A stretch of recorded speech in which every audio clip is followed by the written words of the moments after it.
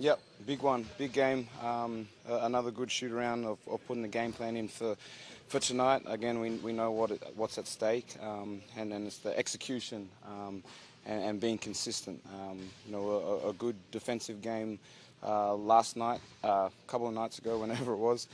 It's got to be the same. It's got to be the same, especially against a young, high energy team. Who plays with a lot of fun and a lot of energy for sure. And how do you guys not look ahead? Okay, let's and kind of not look ahead, not look past this game. Yeah, we haven't really looked ahead at all because it's each game has been a big game for us. So this is really no different than any other. Just the fact that this is a young team who likes to come in and play up and down and play with a lot of energy. So we're not looking ahead at all. We know that this is a big game for us to be in the playoffs. So that's what's at stake. It's going to be a key for you to come out with that defensive intensity like you've been sparking with the last few games here at home.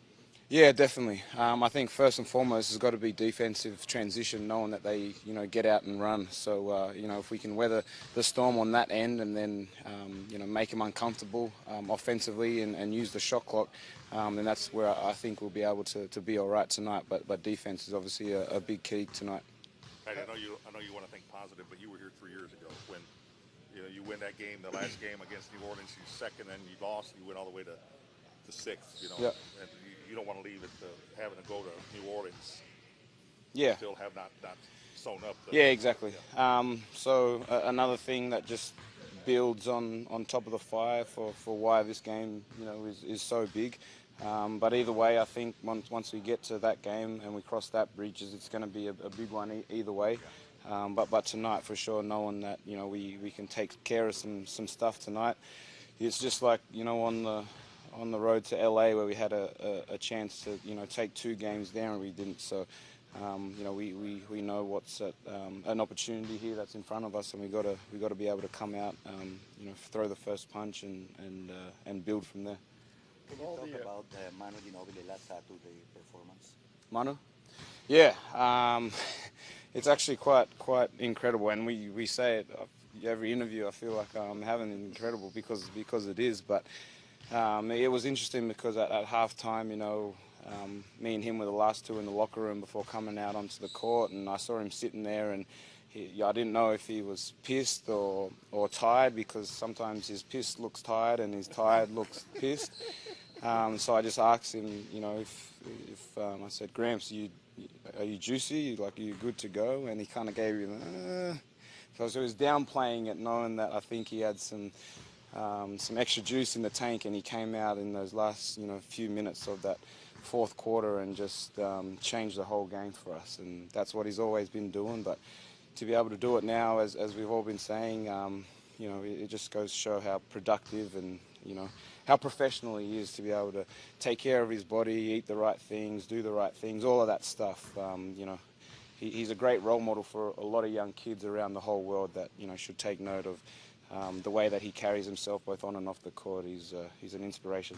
That also reflects Pop giving him the night off in LA, and talk about that, sticking with his, sticking to his guns and still giving guys time off when they need it. Yeah, for sure. And sticking with his guns, knowing that he can come out and have the game that he did against Portland, but also having the faith in the guys to get the job done against the Lakers, which we didn't come through for that in the end. But it's always big picture stuff here. That's what we're all about, and the organization is all about. So that was a small example of it. Is this Pop's one of his best coaching jobs? I mean, even with the injuries, you're poised to make the playoffs. Didn't get 50, but came darn close. I mean, I haven't been here for all of his coaching Right. years, but he's done a really good job with the entire group and all of the situations, that all the adversity and the hurdles that we've had to overcome for everyone, not just coaches and staff, but for the whole organization and the city as well of San Antonio, because they're all, you know, riding the ups and downs with us as we go along this journey, and he's the head honcho.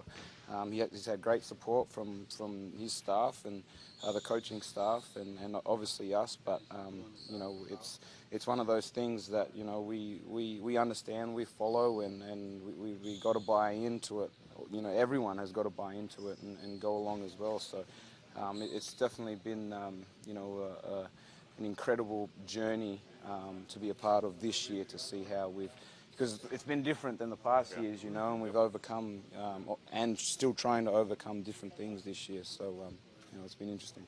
One more thing about Manu, he said that he got 9 hours sleep and that he felt juicy. I thought that was good. Is that his term? He felt Yes. juicy, he felt pumped up, but he Yeah. had the juice going. Huh? Exactly. 9 hours sleep, that was the key. Exactly. That's a consistent question every day. If you know, you're asking someone if they're, are you juicy? Yeah, ready to go tonight. Thanks, Fred.